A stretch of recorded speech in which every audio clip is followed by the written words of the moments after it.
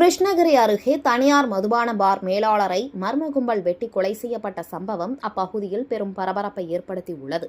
தஞ்சாவூர் மாவட்டம் கும்பகோணம் அருகே உள்ள சாக்கோட்டை கிராமத்தை சேர்ந்தவர் தினேஷ்குமார். இவர் கிருஷ்ணகிரி மாவட்டம் கெளமங்கலம் பகுதியில் இயங்கி வரும் RR என்ற தனியார் மதுபான பாரில் மேலாளராக பணியாற்றி வந்தார். நேற்றிரவு பணி முடிந்ததும் தினேஷ்குமார் குடியிருப்பிற்கு திரும்பிக் கொண்டிருந்தபொழுது காரில் வந்த 4 பேர் கொண்ட மர்ம கும்பல் திடீரென தினேஷ்குமாரை வழிமறித்து அரிவாளால் சரமாரியாக வெட்டிவிட்டு தப்பி ஓடிவிட்டனர். இதில் இரத்த வெள்ளத்தில் சரிந்த அவர் சம்பவ இடத்திலேயே பரிதாபமாக உயிரிழந்தார். தகவல் அறிந்து சம்பவ இடத்திற்கு விரைந்து வந்த கெளமங்கலம் போலீசார் தினேஷ்குமாரின் உடலை கைப்பற்றி பிரேத பரிசோதனைக்காக கிருஷ்ணகிரி அரசு மருத்துவக் கல்லூரி மருத்துவமனைக்கு அனுப்பி வைத்தனர். மேலும் இச்சம்பவம் குறித்து போலீசார் வழக்கு பதிவு செய்து விசாரணை நடத்தி வருகின்றனர்.